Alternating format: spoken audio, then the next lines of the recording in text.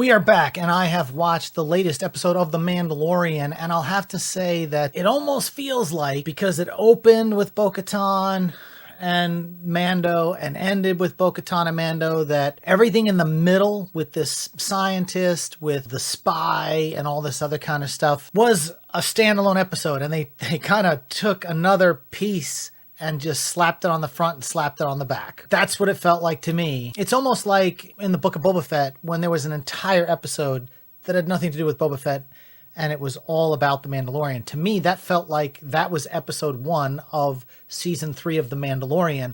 But because they were having issues or whatever what was going on with Book of Boba Fett, they decided to take that initial episode that was already completed from The Mandalorian and throw it into the Book of Boba Fett to give maybe visual effects more time to work on the last episodes and kind of piece things together and kind of save the Book of Boba Fett. That's just my feeling. I could be completely wrong. You know, there's been some issues with the runtimes on these episodes. So again, it feels like they had this chunk left over from the last episode where they saw the mythosaurus, whatever. That thing, I felt like it kept going, and that the piece that was on the end of the scientist episode with the spy and the other piece probably should have been together and stuck on that last episode, episode 2. This episode was good. The middle part of it, the meat with the scientist and everything, it felt like more like they were going for the Andor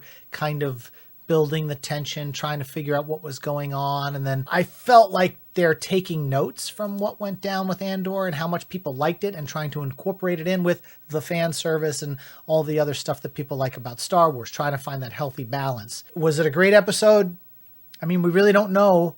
They kind of, you know, by frying the scientist's brain, we didn't really figure out anything else. I mean, obviously he's going to have something to do going on later on with cloning Snoke and cloning the Emperor and all that. They kind of set that up in the first season of The Mandalorian because he had the Camino emblem on his shoulder pad. And I will say in this episode, I enjoyed the return to Coruscant. Anytime we go to Coruscant, I'm there.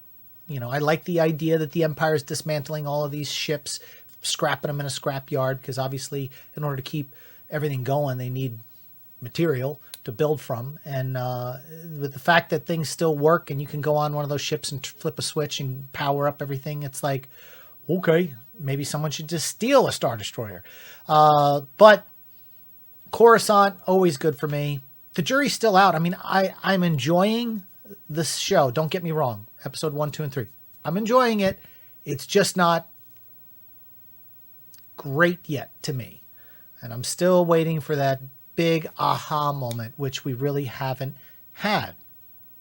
Is this going to turn out like Andor, where it's a slow burn for the whole season? If they've already written season 4, who knows where it's going? I'm enjoying it, though. What did you guys think? Let's talk about it in the comment section. We'll see you on the next one.